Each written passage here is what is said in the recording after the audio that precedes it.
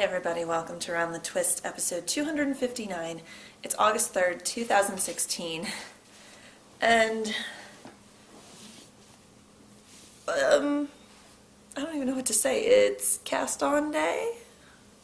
Not cast on the former knitting audio podcast, but cast on all the things day. I don't know why. I have a case of startitis, but not enough so to break out the needles this morning. So, I have a Phoebe, too, down at my feet. Hi, Cooper. Did you want to come up? Come on. Okay, I'm going to move the camera just so you guys can see what I'm looking at here. This is the face, right? This is what I stare at. And then that one coming around the corner, Daisy. So this is what I stare at while I'm recording. That is just out of screenshot that you guys can't see. Oh, I stopped. And we have a very sad Gabe in the background because it is nap time and he does not want to nap. So if you hear crying, that's why. I'm forcing him to stay in his room. I am such a mean, awful mom to make my 2-year-old take a nap. Come on. Who's gonna come up? No? You're just gonna sit, they're just gonna sit down there and stare at me. So hi, how you doing? Coffee.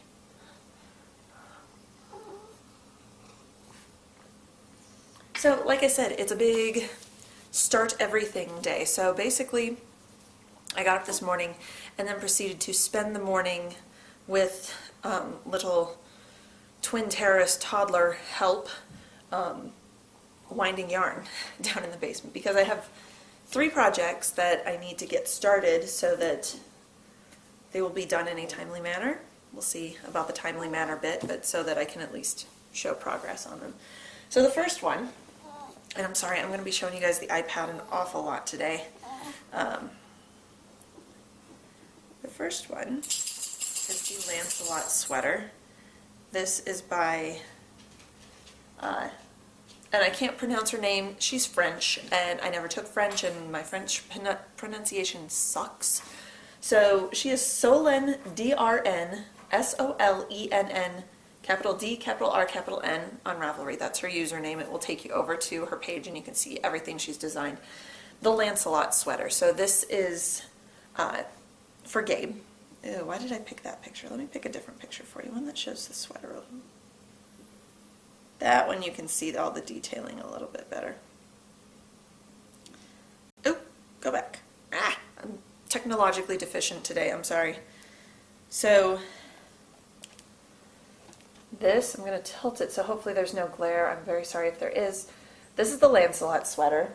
It's available, the pattern's available on Ravelry for about for €4, which is today, currently right now, roughly $4.60.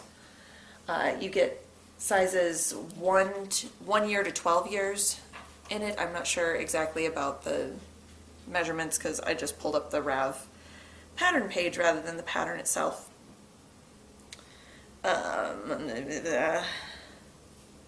Worked bottom up, and the cables are just slip stitches, really, so hopefully it will knit quickly. I'm going to knit, this is for Gabe, sorry that I'm knitting this. I'm going to knit the 6-year size, so hopefully he'll have some time to grow into it, because I get the feeling they'll be in 5-year for this winter. And what I'm knitting it in is this beautiful yarn I got at Interweave Yarn Fest from Yoth Yarns. It is the Father line from them. All of their yarn lines, they have Father, Mother, Big Brother, Big Brother, Little Brother, Big Sister, Little Sister. Pretty sure, and there might be a Grandma and Grandpa one in there too. So this is the Father line. It's a worsted weight, 100% domestic Rambouillet wool, and it's about 220 yards. I chose the olive, which they were $18 a skein. I didn't get any discount on this. I paid full price for them, just so you know. It's a beautiful bouncy yarn. I got 4 of these, which should be plenty. Let's see, 3, calls for 580 yards. I got 660, or I got 880. Gabriel, go take a nap. And every time he comes out, he knows he's not supposed to come out yet, but he's always, oh, I'm sorry, and it breaks your heart to tell him no. Mommy life. Mommy life. It's fine. It's fine. So, it also has a little button detailing at the neck, so it almost makes like a little placket over on the shoulder that you can open up so you can get there. Here's a little picture of the button detail. Just a little placket on the side, so if your neckband's a little tight, you can unbutton that and get their little head through. So I think I'm going to do the 6-year size. I definitely got plenty. Why did I get so much? Huh. Weird. Okay, I don't know why I got, sorry, I'm looking at this and going, why did I buy 4 skeins when I could have gotten by with 3? I don't know, because I mean, I can make the 12-year size for him out of what I bought.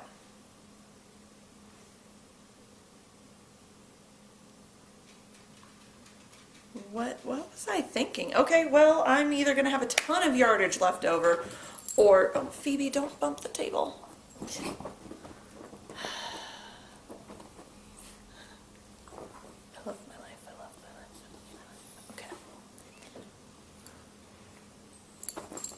And I hear Gabe getting into the closet and pulling out one of the pack and plays, and let's all just take a breath. So that's going to go on the needles.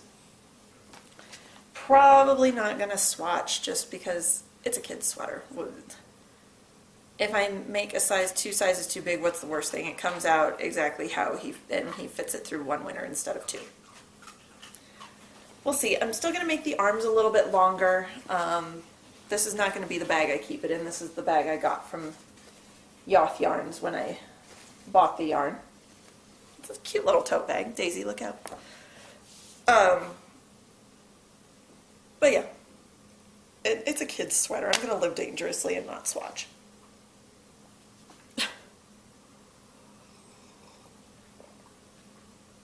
It either comes out too big, in which case he'll grow, or too small, in which case I'll find someone smaller that it'll fit, or it'll fit him for 1 year.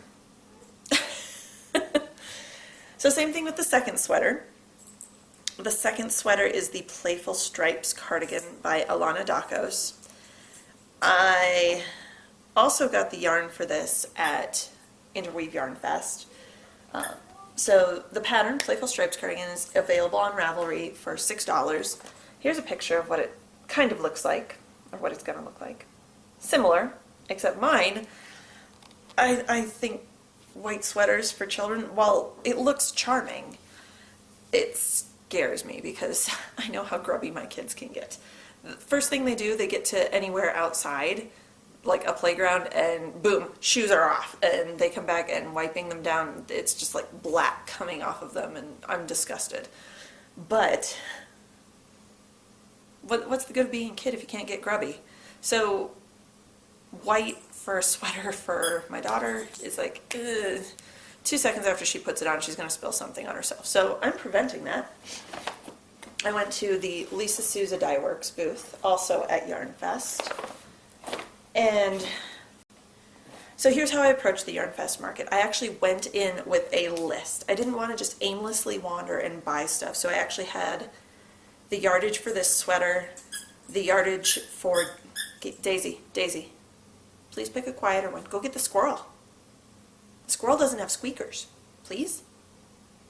Get the squirrel. She's looking at me like I'm nuts going, no, but I want this one. So I had the yardage list for the Playful Stripes for Daisy. Bring it here. Come on. If she brings it here, then I can do this. I'm evil. I will now sit on the coon. So anyway, I was in the Lisa Souza booth. Yes. And I found this lovely gray. This is her Blueface Leicester worsted, but like I said, if it's a little bit heavy, the pattern calls for a sport, but looking at it, people have been using a worsted weight, so I think I'll be okay. It'll just be a little bit heavier weight sweater, which is fine. We live in Colorado. We do get winter here. So I bought 3 skeins of this lovely gray called Gray Blade, which Lisa told me she actually blends the color for this herself.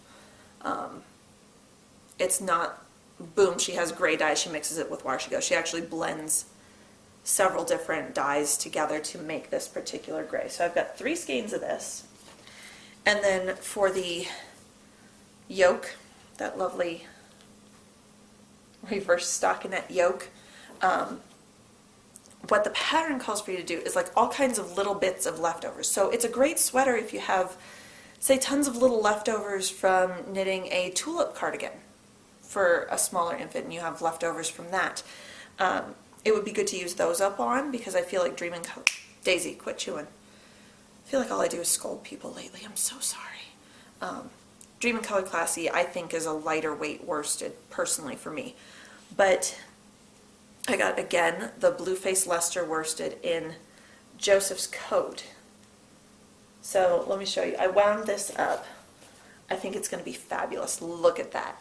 So rather than having all the ends to weave in right along where one of the fronts is with the button band and have that be very thick and bulky, I can just stripe back and forth with this.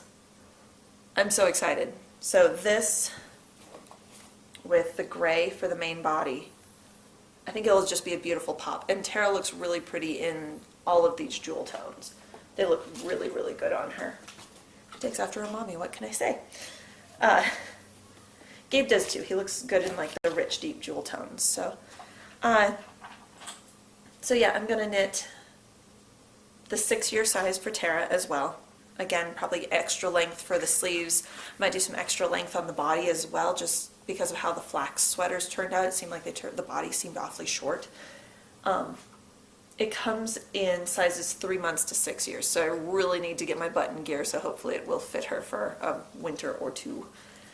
Although she pulled out a sweater today and insisted on wearing it. It's 90 some odd degrees out, so hey, the fashion sense of a 2-year-old. The third thing, and again, that's not going to live in this bag, that's going to go into a different project bag, but that's what I have for right now.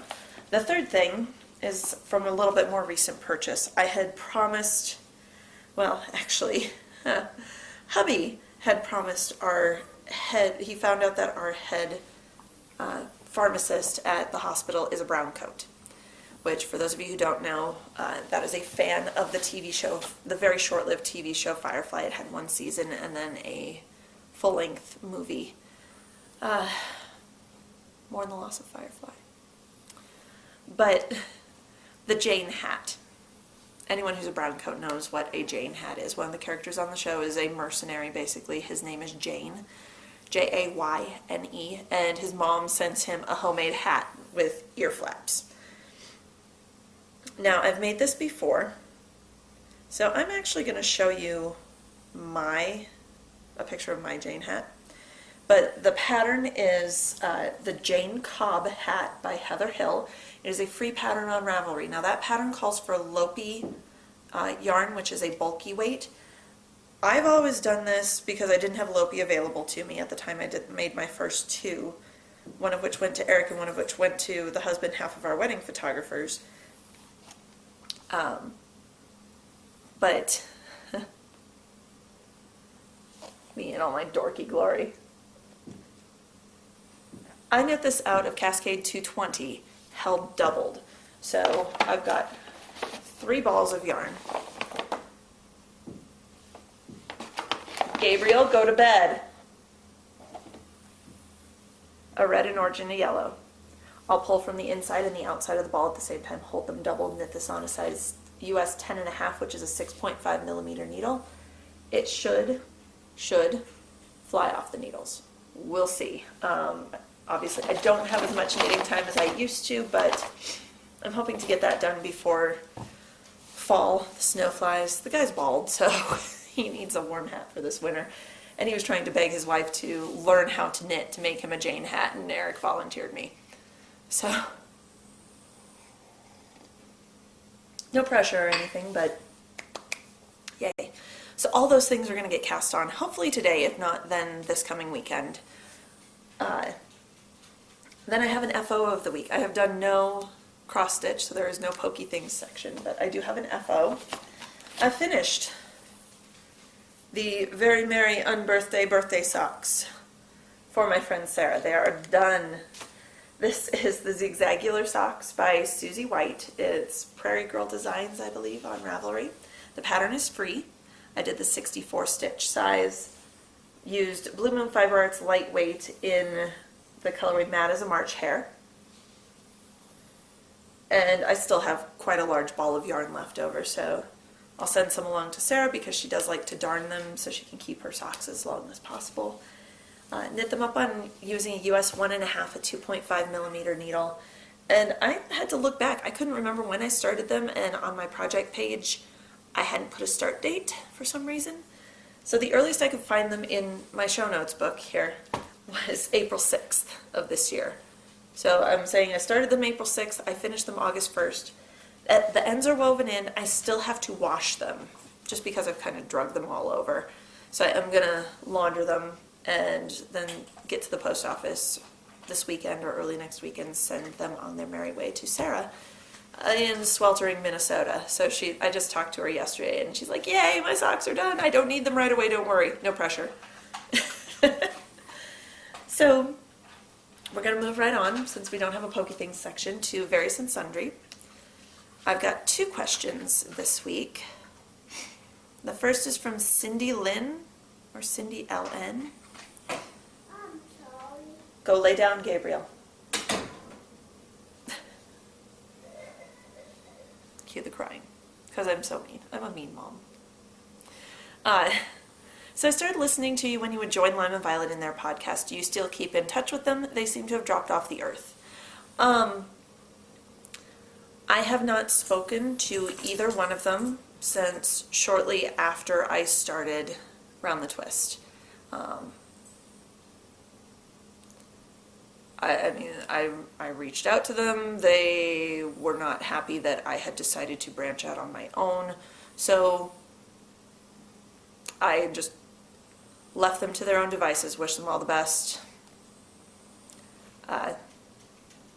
It had been I also said I wasn't going to talk about this on the show. Let's just say it had been a very negative time in my life, and we'll leave it at that. And it was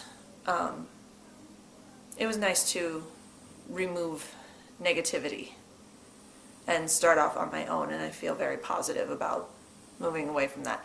I have not spoken to them since shortly after that. I did receive an email from Miss Violet. She was planning to move and was wondering if I would take one of her dogs, which I was not in a position to do at that time. So I had to say no to that. But that was the last communication I had with them, and that was 6+ years ago. So no, I don't keep in touch with them. They haven't reached out to me. I haven't reached out to them. We've gone our separate paths, and we'll leave it at that. Okay, moving on. From Have Knitting, how do you think the crystal heel wears in comparison to a heel flap or a garter stitch short row heel? So if I'm doing top-down socks, which is the majority of what I do, something like Zigzagular, I do like the slip stitch heel. And that's simply because I wear Dansko shoes a lot that is meant to slop up. The shoes are meant to move up and down as you walk. It's not meant to be stationary. So there's a lot of friction on the back of the heel, and I think the slip stitch heel actually makes for a stronger heel. I have not done a garter stitch short row heel. I have done a short row heel before, I think on my very first pair of socks that I ever did. They were Kawigu, they were toe up, they did not fit me in the slightest. I knit them just slightly too short so they weren't comfortable, and they'd constantly keep sliding down because the foot wasn't long enough. So I didn't think those wore particularly well, but I gave them away to someone who had like a size smaller foot than I did, and they loved them. I can't speak as to the wear though. And a garter stitch short row heel, I can't say I've done one, but I'd say compared to a regular afterthought heel, where you treat it basically like it's a second toe, you just knit a second toe. For me, the crystal afterthought heel wears better because there is that little bit of extra that you knit before you start doing the decreases down. So it almost acts as having a little bit of a gusset. The stitches aren't stretched as much, so when they're wider apart, they have more room to shift. And that seems to wear faster. So that would be the Gabriel. Go lay down and sleep, please. So like I said, the stitches, like as I stretch them on a regular afterthought heel, because I have that higher instep, as they widen out then, because they're stretched widthwise, they have more space and they can move and shift and move and shift. Whereas with the crystal afterthought heel, I haven't seen the wearing as much because the stitches aren't as stretched around that heel area. They can just slightly shift. They're closer, so there is a little more rubbing, but there's less movement because they're not stretched as much, I guess. I've had my regular afterthought heels wear out and blow a huge hole. I haven't experienced that yet with a crystal afterthought heel, and the first ones that I did that with were done back in 2009, and I'm still wearing them, and they're not showing any thin spots or anything like that. So for me personally, I find the crystal afterthought heel works better. Your mileage may vary. And I think that's it. So, it is so sad. What? I'm such a mean mom. So I think that's everything, at least for right now. Hope everyone had a great week. I'm sorry I don't have more to show, or even really anything to show, because the only thing currently on my needles is my Beck sweater, and I haven't touched it. And yeah, so there you have it. Shorter show this week, I hope.